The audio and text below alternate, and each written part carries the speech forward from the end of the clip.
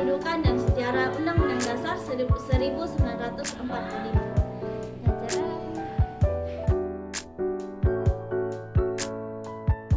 Pengertian Undang-Undang Dasar. Undang-Undang Dasar merupakan sebuah acuan dasar mengenai peraturan negara dan sebagai sebuah landasan hukum bagi negara kesatuan Republik Indonesia.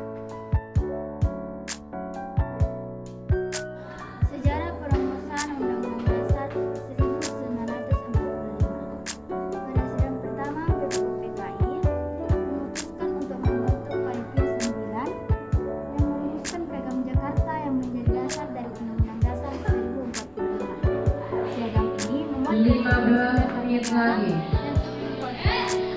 Setelah proklamasi kemerdekaan 17 Agustus 1945, Panitia Persiapan Kemerdekaan Indonesia atau PPKI mengesahkan Undang-Undang Dasar 1945 pada tanggal 18 Agustus 1945. Beberapa perubahan dilakukan, termasuk penggantian frasa untuk mencerminkan ketuhanan yang Maha Esa. Setelah pengesahan Undang-Undang Dasar 1945 Binanya Ureda yang mau ambil uang, silakan ke meja pinggir. Atoris pada tanggal 27 Desember 1949 yang mengakibatkan pembatalan Undang-Undang Dasar 1945. Namun, Undang-Undang Dasar 1945 kemudian kembali diberlakukan setelah dibubarkan pada tanggal 17 Agustus 1950 dan menjadi dasar negara Indonesia sampai saat ini. Fungsi Undang-Undang Dasar 1945.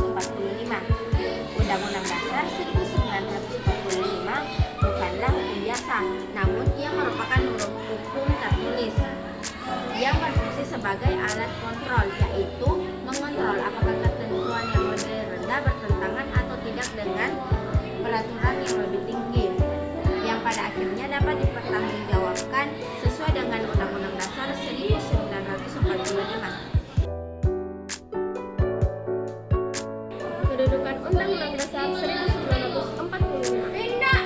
Pertama, semua lembaga negara dan penyelenggara negara harus tunduk pada Undang-Undang Dasar 1945.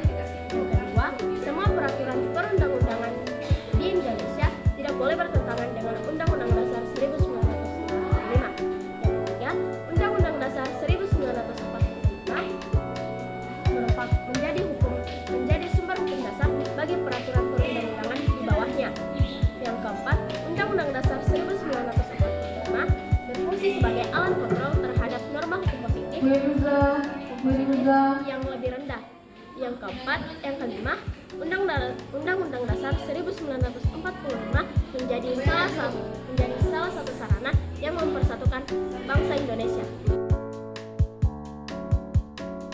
Ada beberapa tokoh-tokoh penting yang terlibat dalam perumusan Undang-Undang Dasar 1945. Yang pertama ada Insinyur Soekarno, Muhammad Hatta, Abdul Salim, Ki Hajar Dewantara, Sultan Syahrir, dan R.A. Kartini. Untuk R.A. Kartini tidak terlibat langsung dalam perumusan Undang-Undang Dasar, akan tetapi pemikiran dan perjuangannya mempengaruhi ideologi dan nilai-nilai yang tercantum dalam